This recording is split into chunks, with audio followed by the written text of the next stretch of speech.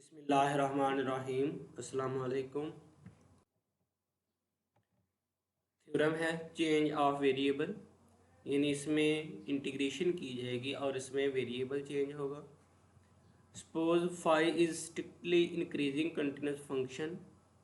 Strictly increasing से क्या मुराद कि फंक्शन इंक्रीज हो रहा है और जैसे जैसे आप वैल्यूज़ को बड़ा करेंगे आउटपुट्स जो होंगी वो भी बड़ी आएंगी, यानी कोई भी दो आउटपुट्स इक्वल नहीं आएंगी। तो ये स्ट्रिक्टली इंक्रीजिंग है। जैसे जैसे आप वैल्यूज़ बढ़ाते हैं फंक्शन की, जो फंक्शन अप्लाई होने के बाद वैल्यूज़ आएंगी वो भी साथ साथ बढ़ती जाएंगी। That maps on interval an interval A B, ये एक क्लोज इंटरवल है, इसमें कैपिटल ए बी तक वैल्यूज हैं, इसको सी डी से भी नोट कर सकते हैं। ऑन टू ए बी, यानी इस क्लोज इंटरवल पे वो मैप होता है। Suppose alpha is monotonically increasing on A B, ये अल्फा फंक्शन है जो ए बी पे मोनोटोनिकली इंक्रीजिंग, ये डिफाइन है, यानी रायमन स्टिलिजेबल इंटीग्रेशन की बात होगी। And F belong to R alpha on A B, और फंक्शन रायमन इंटीग्रेबल है क्लोज इंटरवल ए बी पर। Define beta and G on A B, ये एक फंक्शन बीटा और जी भी डिफाइन किए हैं क्लोज इंटरवल ए बी पर। बाय किस तरह कि वाई पे जब हम बीटा अप्लाई करें उसका आंसर क्या आएगा, एल्फा फाई ऑफ वाई, और जब हम फंक्शन जी अप्लाई करेंगे उसका आंसर क्या आएगा, एफ फाई ऑफ वाई।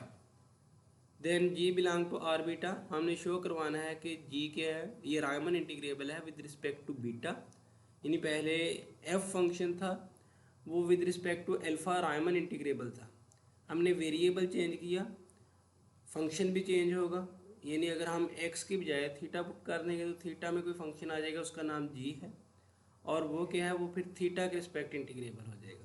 लेकिन यहाँ पे क्या है कि हमने बीटा के रिस्पेक्ट इंटीग्रेबल शो करवाना है।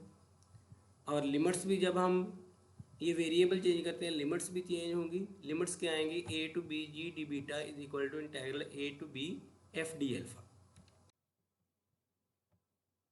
प्रूफ में देखें, अब यहाँ पे ये देखें, ये एक क्लोज इंटरवल है ए बी, फाइव फंक्शन था ए बी और स्मॉल ए बी इंटरवल, इसके दरम्यान में ऑन टू फंक्शन था, यानी ये कैपिटल ए बी वाले इंटरवल में से हम इनपुट्स देंगे और वो स्मॉल ए बी वाले इंटरवल में आउटपुट्स आएंगे। फाइव फंक्शन अप्लाई होगा, अगर यहाँ से हम एक पॉइंट वाई लेते हैं तो फंक्शन अप्लाई होगा तो उसका आंसर क्या आएगा, फाई ऑफ वाई। सपोज हमने उसको एक्स के इक्वल कह दिया। इस तरह एल्फा और एफ डिफाइन है स्मॉल ए बी पर, तो यहाँ पे इसकी इनपुट्स क्या आएंगे, ये फाई ऑफ वाई, और एफ की इनपुट्स भी क्या आएंगी, फाई ऑफ वाई। तो एल्फा अप्लाई होगा तो एल्फा फाई ऑफ वाई बन जाएगा, और यहाँ से एफ अप्लाई होगा तो एफ फाई ऑफ वाई बन जाएगा। इस तरह बीटा और जी ये डिफाइन है ए बी पर, यहाँ पे इसकी जगह ये कैपिटल ए बी आएगा, यहाँ पे ये आपने करेक्शन कर लेनी है, beta and G on capital A B, यानी यहाँ पे जो क्लोज इंटरवल है इसमें स्मॉल ए की बजाय कैपिटल ए और यहाँ पे कैपिटल बी आएगा।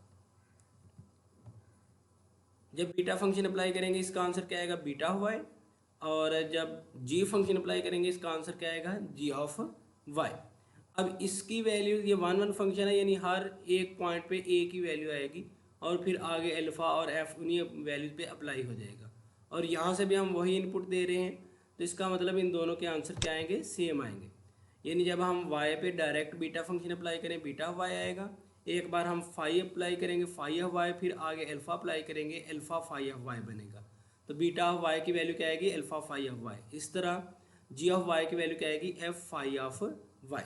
और ये रेंज क्या है, ये सेट ऑफ रियल नंबर है, यानी कोई भी रियल नंबर आंसर आ सकता है।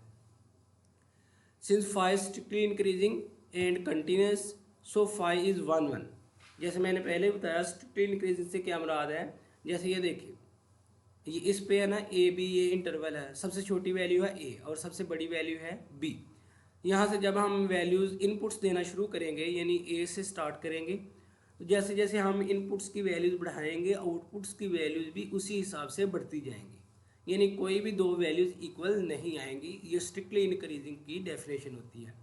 तो यहाँ पे जब कोई भी दो वैल्यूज़ इक्वल नहीं आएंगी तो फंक्शन क्या होगा, वन वन, यानी distinct elements have distinct images. तो फंक्शन क्या होता है 1 1। Let p is equal to x not x1 x2 so on xn be partition of close interval ab corresponding to a partition q is equal to y naught y1 y2 so on yn of ab such that phi of yi is equal to xi। यानी ये एक close interval है small A B वाला और ये एक capital A B वाला close interval है।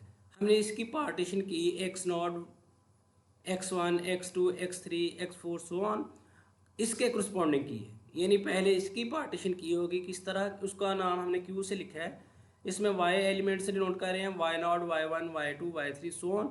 अब फंक्शन 1 1 है तो y नॉट की इमेज हमने x नॉट ले ली, y1 की इमेज हमने x1 ले ली, y2 की इमेज x2 ले ली। इस तरह जैसी पार्टीशन इसकी बनी है y not y1 y2 5 function apply होने के बाद इसकी पार्टीशन क्या बन जाएगी x not x1 x2 so on xn। यहाँ पे ये फंक्शन भी डिफाइन किया है। जब हम 5 में y नॉट लिखेंगे आंसर क्या आएगा x नॉट, जब 5 में y1 लिखेंगे आंसर आएगा x1, जब 5 में y2 लिखेंगे आंसर क्या आएगा x2। यानी ये इनपुट्स हम देंगे और ये आउटपुट्स आ जाएंगे, यानी ये दोनों पार्टीशंस एक ही तरह की हैं। Since values taken by f and alpha are same as those taken by g and beta. फिर से फिगर में देखें, यानी जो वैल्यू अल्फा से आती हैं और f से आती हैं वही वैल्यू बीटा और g से आती है, यानी ये वैल्यूज आपस में इक्वल है।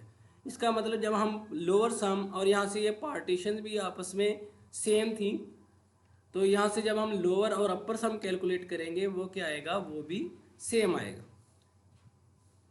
यानी अपर सम ये पार्टीशन क्यू के लिए और फंक्शन क्या था इसका g और किसके रिस्पेक्ट कर रहे थे बीटा के। इस तरह अपर सम ये पार्टीशन क्यू और फंक्शन था इसका g और इस पे फंक्शन ये मोनोटोनिकली इंक्रीजिंग फंक्शन कौन सा डिफाइन है बीटा। इसका अपर सम किसके इक्वल होगा यू पी एफ एल्फा, यानी पार्टीशन p के लिए फंक्शन f और इस पे कौन सा डिफाइन है फंक्शन एल्फा। इस तरह lower sum L Q G beta is equal to L P F alpha.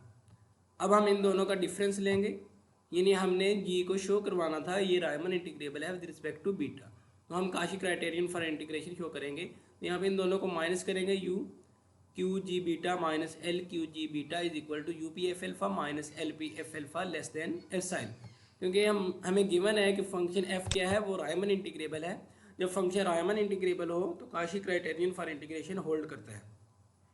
इसके लिए तो हमें कन्फर्म लें, लेकिन f फंक्शन के लिए तो रायमन ये Kashi criterion for integration hold करेगा। यानी f क्या है, ये गिवन है कि ये रायमन इंटीग्रेबल है। तो you P F alpha minus L P F alpha less than epsilon, ये यहाँ से हम लिख सकते हैं। दिस इम्प्लाइज अब इसको और इसको हम मिलाएंगे U Q G beta minus L Q G beta less than epsilon. तो ये क्या है, ये काशी क्राइटेरियन फॉर इंटीग्रेशन किसके लिए होल्ड कर रहा है, फंक्शन है हमारे पास g और विद रिस्पेक्ट टू किसकी है beta. So g belong to R beta on close interval A B. Now upper सम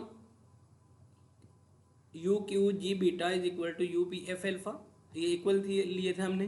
अपर सम का अगर हम इन्फीमम ले तो वो अपर इंटीग्रल के इक्वल आएगा, तो इसका मैंने इन्फीमम ले लिया। ये लोअर सम भी यहाँ पे ले सकते थे, फिर यहाँ से हम सुप्रीमम लेते, कोई एक ले सकते हैं। Infimum U Q G beta is equal to infimum U P F alpha. ये अपर सम का इन्फीमम ले क्या आता है अपर इंटीग्रल, और यहाँ से भी अपर सम का जब हम इन्फीमम लेंगे क्या आएगा अपर इंटीग्रल। इसमें फंक्शन क्या है g और विद रिस्पेक्ट टू क्या आएगा बीटा। इसमें फंक्शन क्या है f और विद रिस्पेक्ट टू क्या आएगा एल्फा। दिस इम्प्लाइज अब g और f दोनों, f गिवन था कि वो रायमन इंटीग्रेबल है और g को हमने शो करवा दिया कि वो रायमन इंटीग्रेबल है। जब फंक्शन रायमन इंटीग्रेबल होता है तो अपर और लोअर इंटीग्रल की वैल्यू सेम होती है, तो उसको हम just integral a to b से ही डिनोट करते हैं। तो इसको मैं लिखूंगा integral a to b g D beta is equal to integral a to b f D alpha. Hence proved